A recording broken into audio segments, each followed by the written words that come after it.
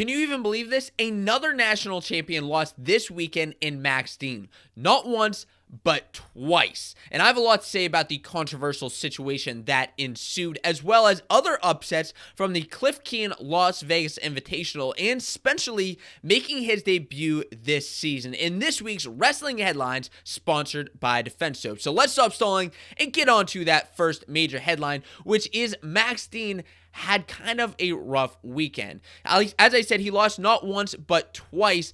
And in that first match, let's talk about that first against Ryder. It's not one that I was expecting. He lost to Ethan Laird 3-1. Now, it was a typical Max Dean match. It was 1-1 in the third period, and Dean ended up shooting in the third period, kind of towards the end, took Laird down to the mat, and he didn't have him secured for a takedown, but it looked like the ref should have been counting some danger points.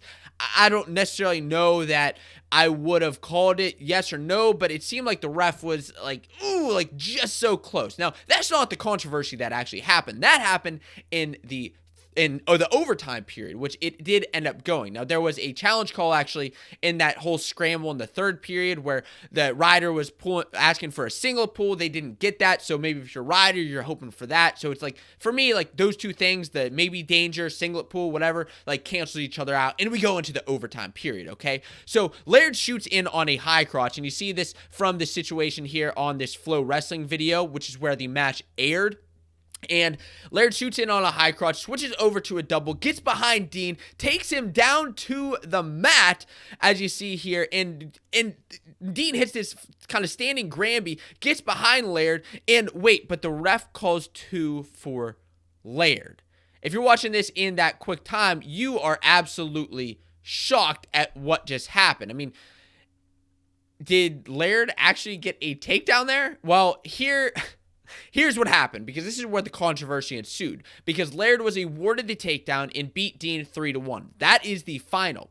Well, what happened here, and Flow Wrestling actually had this great video coming out asking a referee how he would score the situation and what exactly happened here. Well, what happened is, I guess, in college wrestling, there's no reaction time when your hand touches the mat. So while it looked in full time that Dean had hit the standing Granby and rolled through and there wasn't any takedown there, this is the photo that's been shared all across social media that Dean's hand was down on the mat when Laird took him down. So the ref had seen that, and obviously in his review of the action that Kale did challenge, the hand touched, and that was a takedown.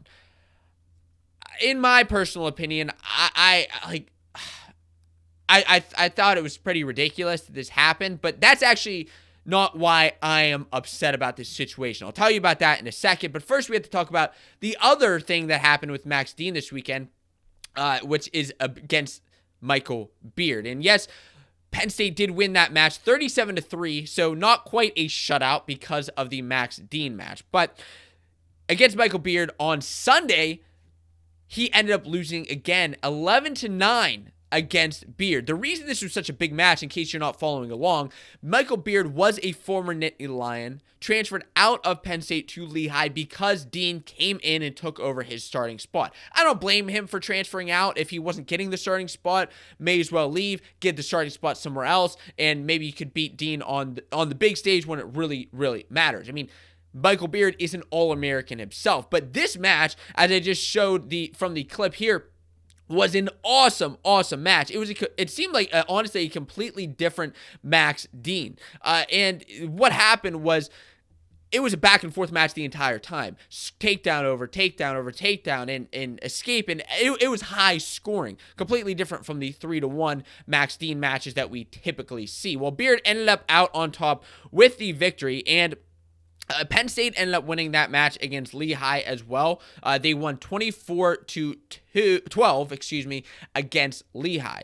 But my takeaways here from this entire weekend is not that the ref screwed over Max Dean or that anything else needs to change. Props to Laird and props to Dean, or to Beard, for being top 15 wrestlers and for knocking off Max Dean. My takeaway here is that Dean needs to do something more. He needs to get more offensive. He can't keep these matches so tight every single time. I mean, this happened at Nationals last year. You can't let it come down to the ref's decision. I'm sure this is what his coaches are telling him, and I'd love to hear what you have to say about this as well. because they can't come down to these like controversial is it or isn't it type of calls, okay? Because they're not always going to go his way, just like this happened here. And that's my opinion. So let's move on to the second wrestling headline, which is the crazy amount of upsets that happened at the Cliff Keen Las Vegas Invitational over the weekend. These are the final results, and this graphic is presented by Bashamania. And you can see, like, if you just want to look at what happened in the finals, there were some good matches. You know, I love the 149, Sasso and Parco. Ramirez had a heck of a weekend attacking Tanner Cook in the finals. The Labriola and Mekhi Lewis in the 184 match with Trent Hidley, I'll be talking about those because those were some of the absolutely major stunning upsets of the weekend. But the first one actually came at 285 pounds. And this came when AJ Neville's defeated Colton Schultz. He beat him with a takedown in the first period, took him straight to his back, didn't get back points, but took him to his back. That kind of resulted in an out of bounds call, got the takedown though, went up. And then in the third period, which was Schultz shot in on a shot and got into this awesome scramble where it seemed like Schultz had Neville's dead to rights, and Neville's ended up working through, got behind for a takedown, and beat Schultz 5-2. Colton Schultz of Arizona State is the returning national finalist, and AJ Neville just took him down. Absolutely awesome match at heavyweight, but that wasn't the only upset of the weekend. You see, the other big upsets this weekend, this is from my newsletter, the Fanco Wrestling newsletter I send out every single Monday.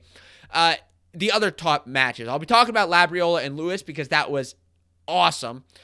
And Kendall Coleman defeated Will LeWan of Michigan 9-5 in the earlier rounds. He didn't end up winning that weight, but Peyton Robb did, and Will LeWan, a top contender at 157, just went down. Tanner Cook of South Dakota State defeated Carson Harshula by fall. Carson Harshula didn't have the best weekend, but I'll tell you who did: South Dakota State. What a weekend for the Jackrabbits. They finished in third, only behind NC State and Nebraska, who won the entire tournament. And speaking of NC State, Trent Hidley had a heck of a win over Parker Kekheisen. And my big thing here is that he showed with an 8-2 decision, almost a major, that he's coming for Aaron Brooks. And I can't wait to see what happens when he does. But let's talk about that. Probably, I don't know, the biggest exciting match upset of the entire tournament, which was Mikey Labriola defeating Mekhi Lewis. Now, Mekhi and Mikey were 1-1 in the third. It went to an overtime period. Mekhi ends up getting in kind of on a fake attack on a single, had him dead to rights. Mekhi, you see in this scramble position on the Huskers Wrestling Twitter page, took him down to the mat, got behind him, and scored a takedown. What a weekend for Mikey Labriola. Took out the national champion, last year's national finalist, and proved how tough this weight is. It is an absolutely insane weight. From Carter Sirachi to Mekhi Lewis to they're all just top contenders at this weight class. My takeaway here is that Cliff Keen Las Vegas was an absolutely killer tournament. I loved it from start to finish. But I'll tell you what, the one major thing is that Sirachi better be on the lookout because Mekhi and Labriola are coming for him. And Sirachi, Labriola, and Mekhi have to keep their bodies in tip-top shape, not only through technique, but through proper skin health. You see, if you're a wrestler, you know that skin diseases like ringworm and impetigo run rampant in our sport and can keep you from competing in a match, which would be detrimental. So how do you prevent that? Well, the best way is by having proper skin hygiene and using top quality products like Defense Soap. Their products promote clean and healthier skin. So whether you're a wrestler or ex-wrestler or have never competed in the sport, you can still benefit from their product. I've personally integrated Defense Soap into my weekly routine and my skin feels much better. If you want to make your skin feel healthier, you can check out their products for yourself by going to the first link in the description below or defensesoap.com. Thanks to Defense Soap for sponsoring this video. And let's move on to some quick lightning headlines. The first one that happened right before the weekend is that Stephen Buchanan of Wyoming transferred to Oklahoma from Big 12 to Big 12, but a big move for a top contender at 197 pounds. The next major headline, lightning headline that you may have missed, is Anthony Cassar, former Penn State national champion and wrestler, made his pro MMA debut on the UFC Fight Pass with a submission in the first round. A great bout, and it's awesome to see these big these Penn State wrestlers in the contending for MMA. I'd love to see him follow Bo Nichols' path and end up going into the UFC. Another big headline that happened is Minnesota defeated Oklahoma State. They knocked off a top 5 Oklahoma State Cowboys. Here are some of the results. The final score was 18-12 in favor of Minnesota.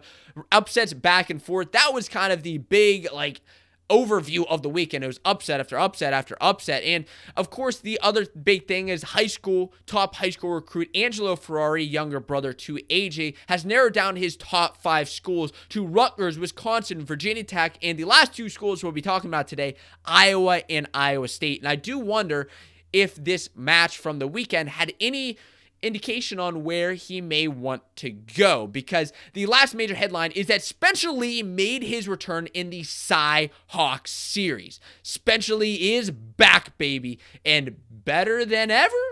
I don't know. That's the question that everybody's asking, but it was awesome to see Spencer Lee back on the mat. He made his debut at 125 pounds, started off with a bang, with a major decision 16-5. And yes, he did have some knee pads on. And yes, he did seem like he was just getting back into wrestling. I see some comments like maybe he was a little bit gassed. I don't know. Look, he came back and he came back with a bonus point win. It was awesome to me, and I'm very happy to see Spencer Lee back, but I'll save that for the takeaway because the rest of this dual meet was insane. I don't know if you watched this, but I mean, starting with 149, one of the first big upsets of this entire event was Paniro Johnson defeating Max Murin in a sudden victory match with a takedown. 3-1, he ended up defeating him. You saw that takedown there. Paniro Johnson, what a season for this guy so far. Not only did he just beat Max Murin, a All-American contender, but he also beat Austin Gomez earlier in the season, who had beat Yanni Diakmahalis. This 149 pounds weight class is insane, and some front runners are starting to come out. Paniro Johnson of Iowa State is definitely one of them. The other big match that happened is 141. Yes, I did skip that over, I guess. But look at this scuffle that happened at the end of the match between Real Woods and Casey Straderski. There were some words at the end of this match, which honestly is kind of expected in a major rivalry between Iowa and Iowa State. I love seeing this. Yes, Real Woods did get the victory, and it was great to see him back in this dual meet, even though we didn't see him in the NWCA All-Star Classic. And not only were there words in this bout, but there were also words in the Younger Bastida and Jacob Warner match, because yes, Younger Bastida did yet again defeat Jacob Warner for the second time in his career in a dual meet. And Younger Bastida just seems to have Jacob Warner's number. I mean, he just keeps out on coming. And as I said, like with Max Dean losing this weekend, Michael Beard being a front runner, Ethan Laird coming out of the woodwork, Younger Bastida being a top front runner, and Stephen Buchanan transferring 197 is absolutely insane. Some of the other results that you may have missed are up here on the screen now. My major takeaway from this match is less about the dual meet, because it's exciting to see those kind of scuffles that happen, and then Tony Cassiope saving the day at the end, but more with Spencer Lee being back. He's back. He wasn't expected until the second half of the season. I'm excited that he is back, because I don't know that Iowa would have won that dual meet without Spencer Lee. And Spencer Lee, my big takeaway is just I'm happy to see him back. For the first time since last December, he's back on the mat, and we can rejoice as wrestling fans. Recently, I did a video on Gable Steveson versus Kurt Angle and who would win. If you haven't checked that out, I recommend you check out that video right here.